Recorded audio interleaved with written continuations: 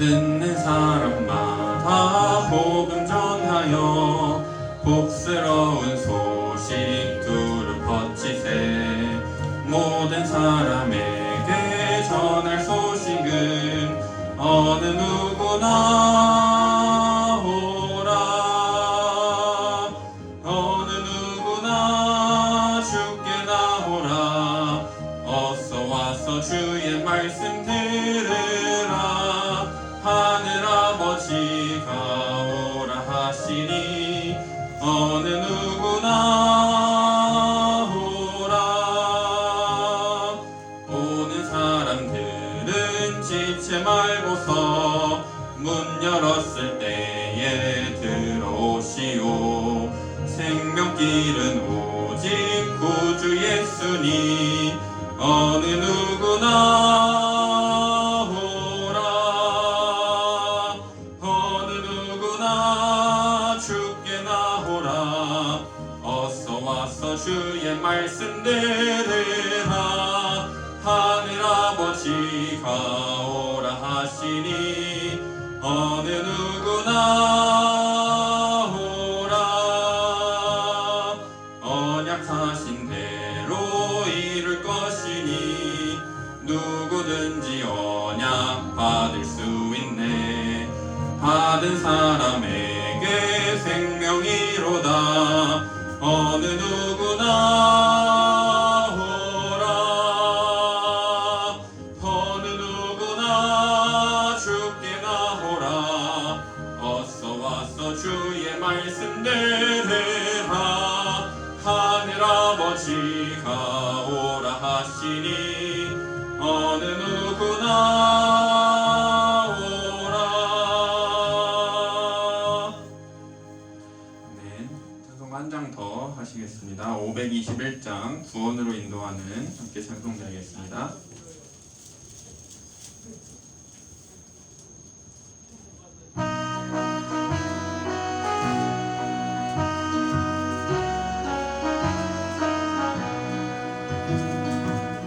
구원으로 인도하는 그 문은 참 좁으며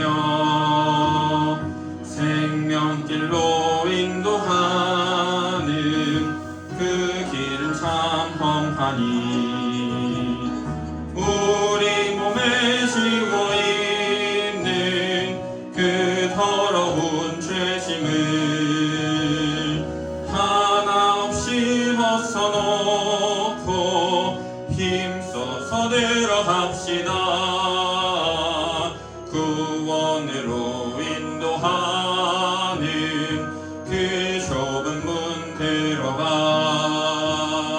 영생으로 인도하는 그 생명길 갑시다. 이 세상에 많은 사랑 큰 문으로 들어가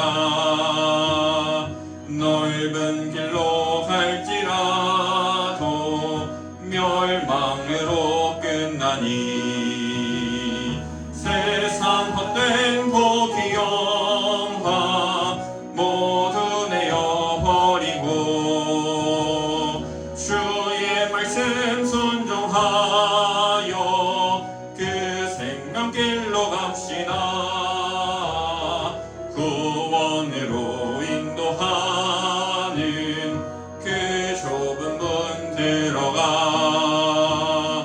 영생으로 인도하는 그 생명길 갑시다. 구원의 문 열렸으니 주의 공로 힘입어 주저 말고 들어가서 생명길로 갑시다. 구원의 문 닫힌 후엔 들어가고 싶으나 한 번 닫힌 구원의 문 또 열려지지 않으리. 구원으로 인도하는 그 좁은 문 들어가 영생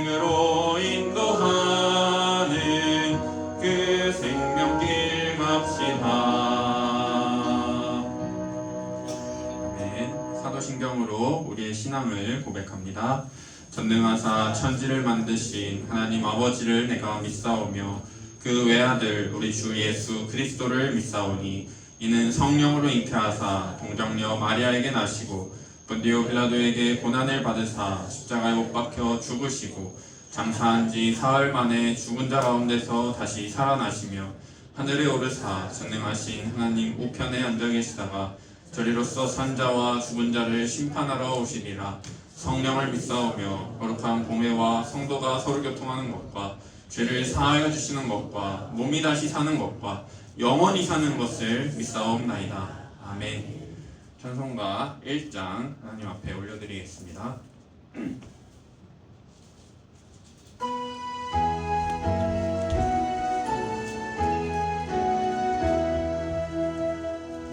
만복의 근원 하나님 온 백성 찬송 드리고 처천사여 찬송하세 찬송 성부 성자 성령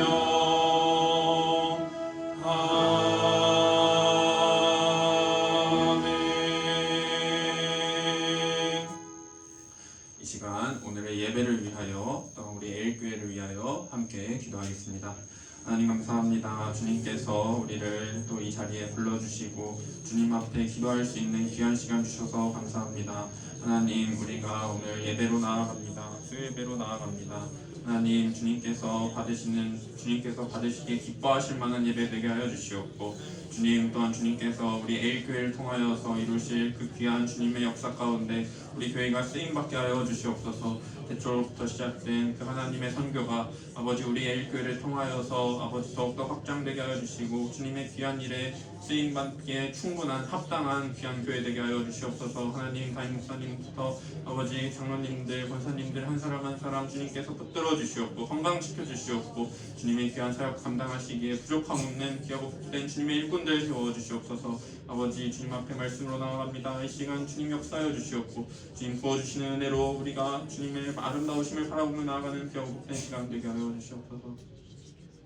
하나님 감사합니다. 주님께서 우리에게 귀한 수요일 허락하여 주시고 주님 앞에 2025년의 마지막 예배로 나아갈 수 있게 해주셔서 감사합니다. 하나님 이 시간 주의 말씀 듣습니다. 우리의 마음밭의 문을 활짝 여시고 주의 말씀에 귀를 기울이게 하여 주셔서 오늘도 전하여지는 그 주님의 아름다우심을 우리가 목도하는 귀한 시간 되게 하여 주시옵소서. 예수님의 이름으로 기도합니다. 아멘. 오늘 말씀 사무엘상 8장 15절에서 17절까지의 말씀입니다. 사무엘상 8장 15절에서 17절까지의 말씀 제가 한 절, 여러분이 한 절, 그리고 마지막은 함께 읽도록 하겠습니다. 그가 또 너희의 곡식과 포도원 소산의 11조를 거두어 자기의 관리와 신하에게 줄 것이며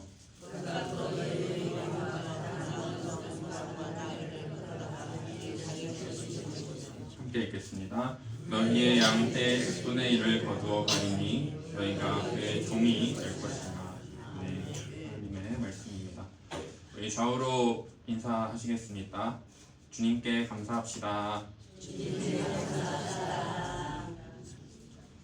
네, 한 해 마지막입니다. 마지막 수요일 여러분과 함께하게 되어서 감사합니다. 우리는 지난 시간까지 지금까지 족장 시대부터 시작해서 모세 오경에 나오는 이 11조 본문들을 살펴보았습니다. 이제 우리는 여호수아나 사사 같은 지도자들이나 백성들이 11조를 드리는 모습을 기대할 수 있습니다. 그런데 놀랍게도 모세나 여호수아나 사사들이 11조를 드렸다는 언급은 한 번도 나오지 않습니다.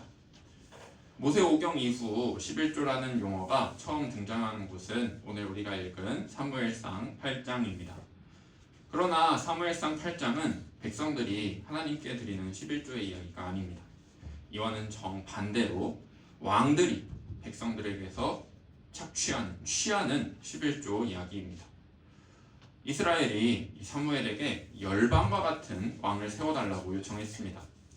이에 하나님은 백성들의 요구를 들어주라고 하시면서 이 왕들이 백성들로부터 11조를 취하면 결국 백성들이 종이 되리라 경고하셨습니다.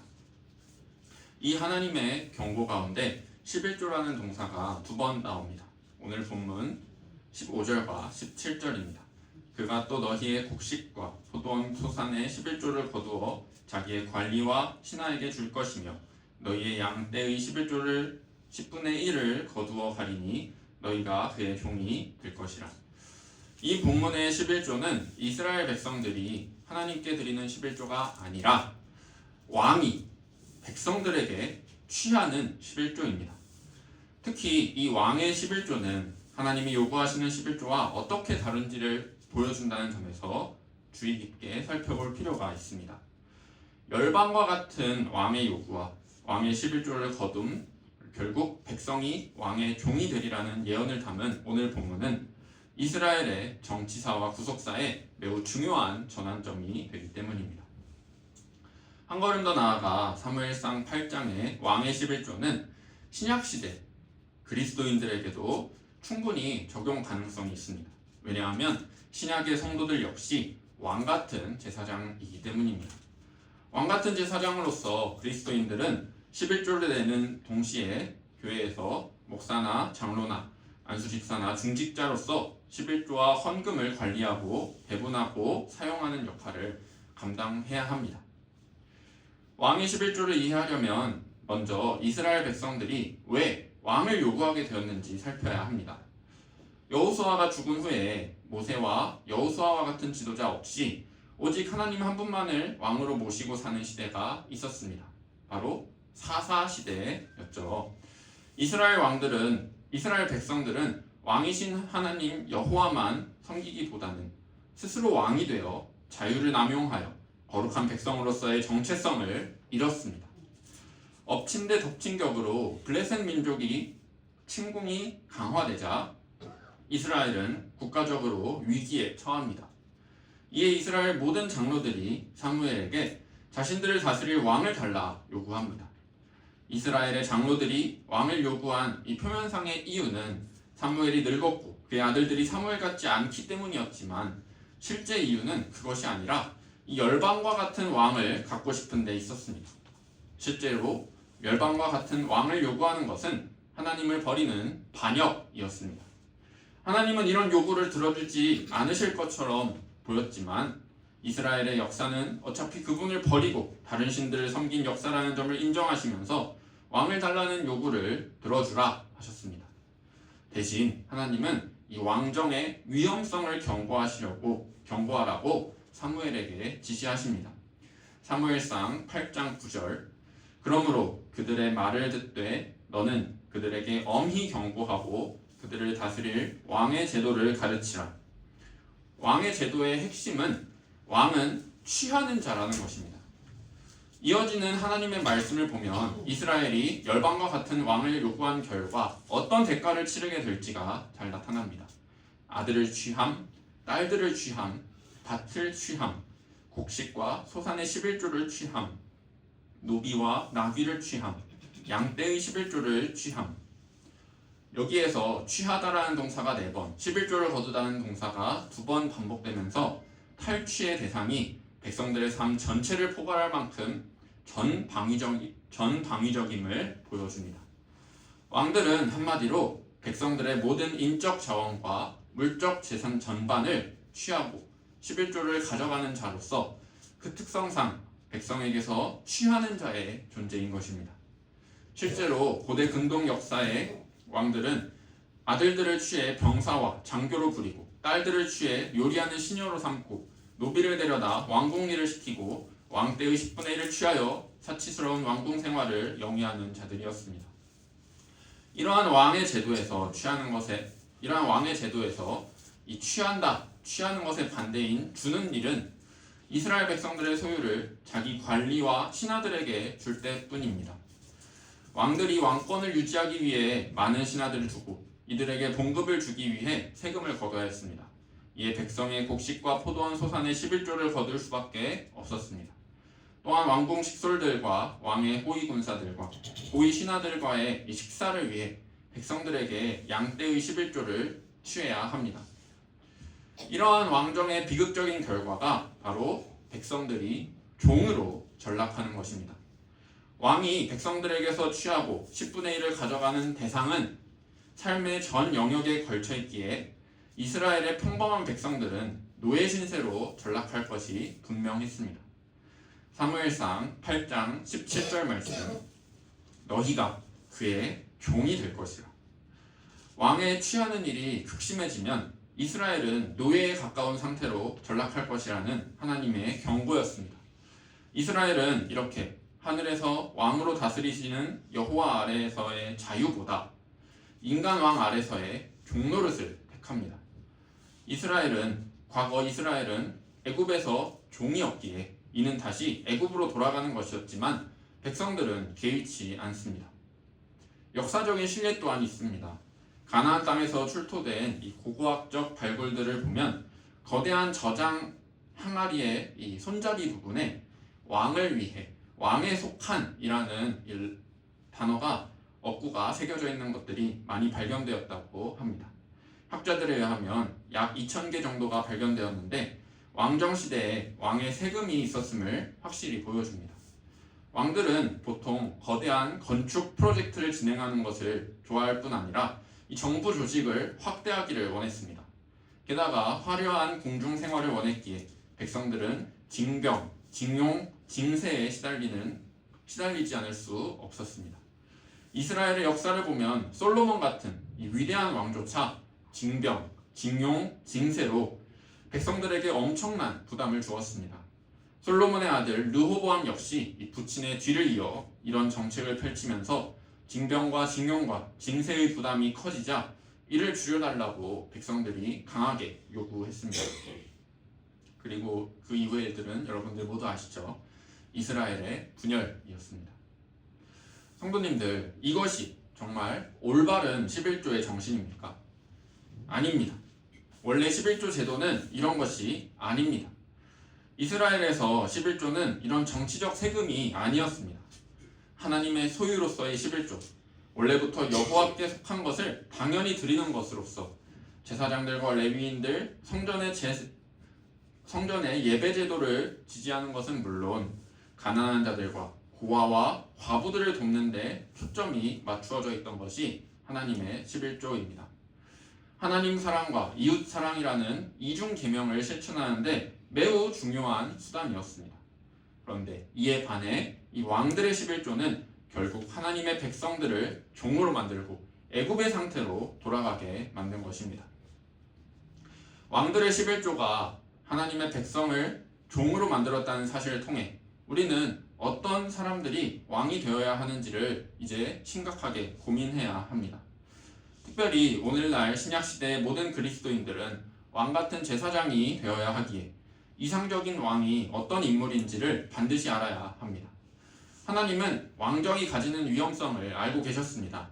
따라서 이스라엘이 왕정을 요구할 것을 미리 내다보시고 신명기 17장 14절에서 20절에서 이스라엘의 왕이 될 사람의 조건을 정해 놓으셨습니다. 우선 하나님은 왕의 자격 조건을 두 가지 세우셨습니다. 신명기 17장 16절, 그는 병마를 많이 두지 말 것이요 병마를 많이 얻으려고 그 백성을 애굽으로 돌아가게 하지 말 것이니, 그리고 17절, 그에게 아내를 많이 두어 그의 마음이 미혹되게 하지 말 것이며 자기를 위하여 금을 많이 쌓지 말 것이니라. 하나님은 왕이 말이나 여인들이나 재물을 많이 소유해서는 안 된다고 분명히 말씀하셨습니다.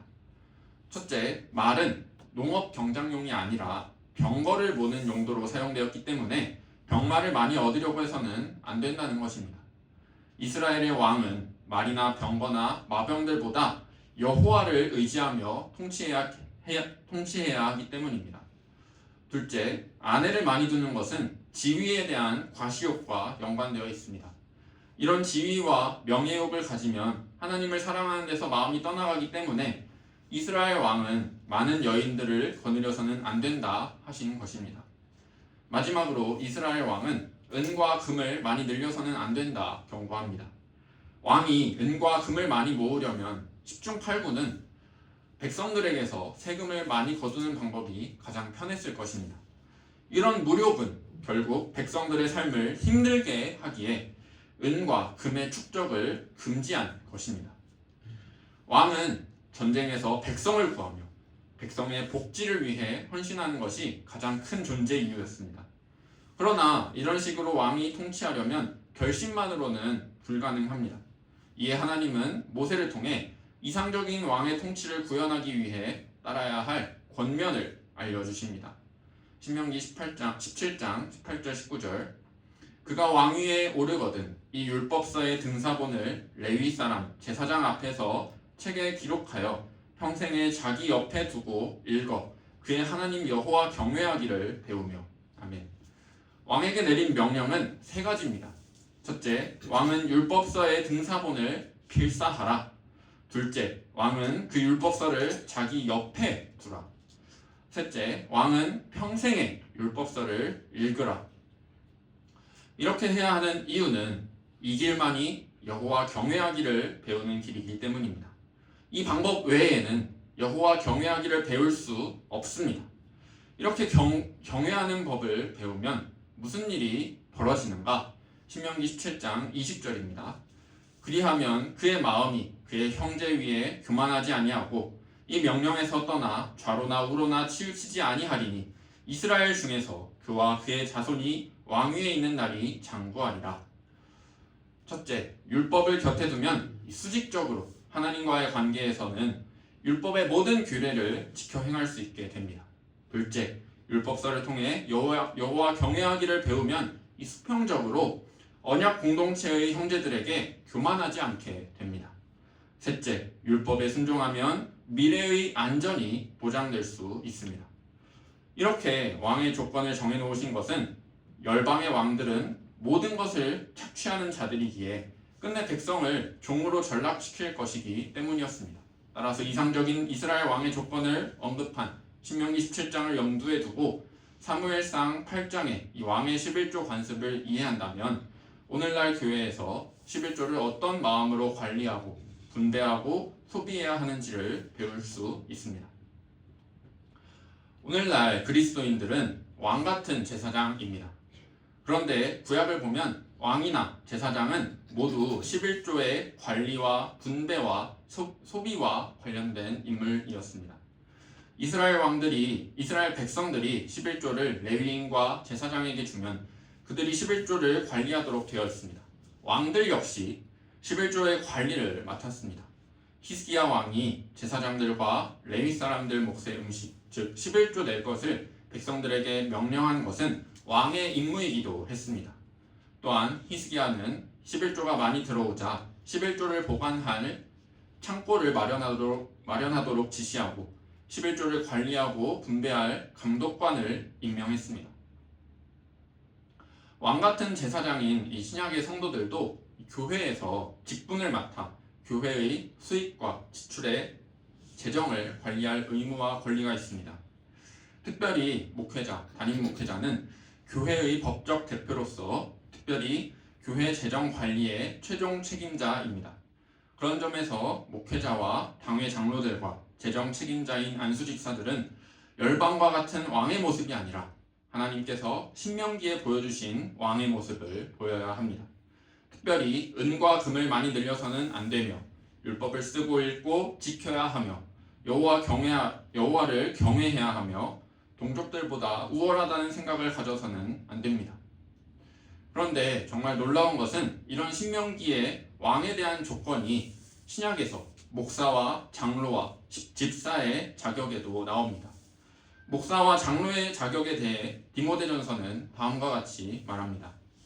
그러므로 감독은 책망할 것이 없으며 한 아내의 남편이 되며 절제하며 신중하며 단정하며 나그네를 대접하며 가르치기를 잘하며 술을 즐기지 아니하며 구타하지 아니하며 오직 관용하여 다투지 아니하며 돈을 사랑하지 아니하며 새로 입교한 자도 말지니 교만하여져서 마귀를 정죄하는 그 정죄에 빠질까 함이요. 목사와 장로에게 주는 권고는 아내를 많이 두지 말 것, 은과 금과 같은 재물을 축제하지 말 것, 교만하지 말 것입니다. 그런데 놀랍게도 신명기 17장에 나오는 왕의 이 이상형과 매우 유사합니다. 다시 말해 왕 같은 제사장으로서 교회의 중직을 맡은 목회자들과 장로들이 어떤 자세로 교회를 섬겨야 하는지, 11조와 헌금은 어떤 마음으로 관리하고 분배하고 소비해야 하는지를 잘 보여줍니다. 또한 목회자들뿐만 아니라 특별히 교회에서 재정을 맡은 이 안수집사들, 특히 역시 헌금과 11조를 다룰 때에 선한 양심을 유지해야 합니다.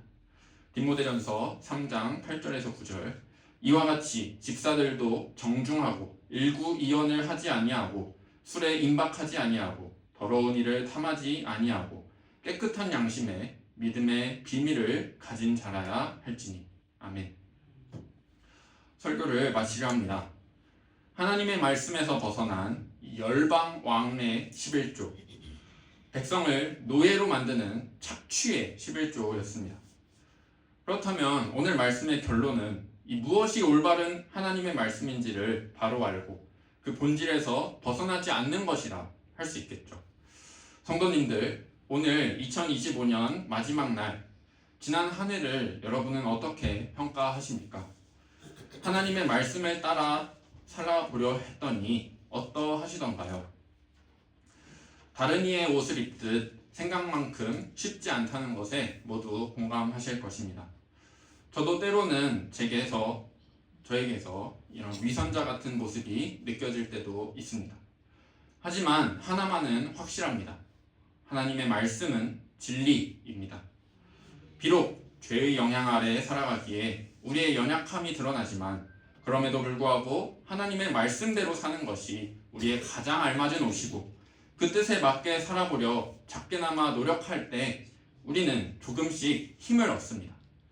이거 해볼만 한데 자신감도 생겨납니다. 비록 작고 더디기에 인내심이 많이 필요하지만 그 끝에 우리에게 남는 것은 참으로 하나님의 말씀은 진리라는 고백입니다. 하나님, 우리가 하나님 말씀을 지키려고 이렇게 힘이 들었지만 그렇게 달려와 보니 정말 하나님의 말씀대로 그렇게 행하는 것이 옳았습니다 라는 것을 우리는 고백할 수 있습니다. 성도님들, 우리도 하나님 말씀대로 살 수 있습니다. 살아야 합니다. 잘못된 열방 왕의 11조가 아닌 신명기 17장, 디모데전서 3장, 우리의 본질인 하나님의 말씀에 충성하는 것, 이 한 해를 마감하고 새해를 바라보는 저와 여러분에게 귀한 고백이 되기를 주님의 이름으로 축복합니다. 기도하시겠습니다. 하나님 감사합니다. 오늘 사무엘상의 말씀을 통하여 우리에게 열방 왕의 11조가 아닌 하나님의 온전한 말씀에 따르는 그 11조 살기를 원합니다. 하나님 앞에 우리의 온 몸과 마음을 다하여 우리의 온 삶을 다하여 드리는 우리의 예물 생활 되게 하여 주시고 그 예물들이 주님께서 진정 원하시는 귀한 사역들에 쓰임받게 하여 주시옵소서. 우리 주 예수님의 이름으로 기도합니다. 아멘. 찬송가 49장 찬송 드리겠습니다.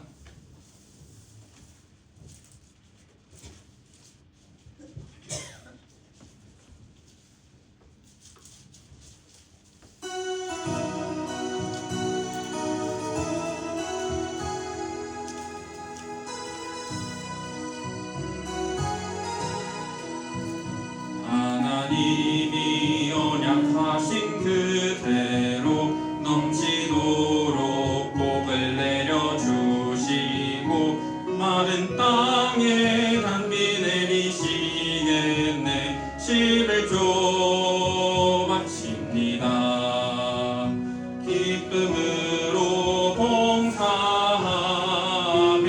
우리 가진 재물로 11조 마칩니다.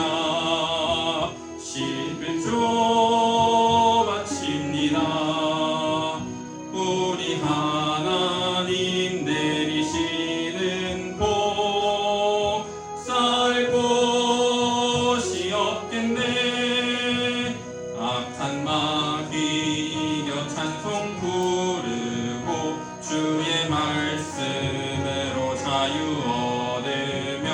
오순절에 성령 받게 되겠네. 11조 바칩니다. 기쁨으로 봉사하며 우리 가진 재물로 11조 바칩니다. 11조 바칩니다. 우리 하나님 내리시는 복 쌓을 곳이 없겠네. 영화로운 날이 시작되어서 이 세상에 전쟁 다시 없으며 성도들과 함께 쉬게 되겠네. 11조 바칩니다. 기쁨으로 봉사하며 우리 가진 재물로 11조 바칩니다.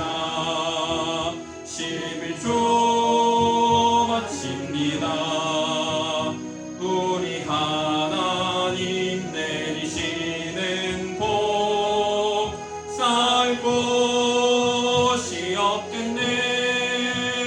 하나님의 것을 모두 드리고 주님 주신 복을 감사하면서 호산나를 높이 주께 부르리.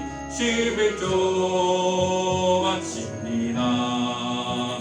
기쁨으로 봉사하며 우리 가진 재물로 11조 바칩니다.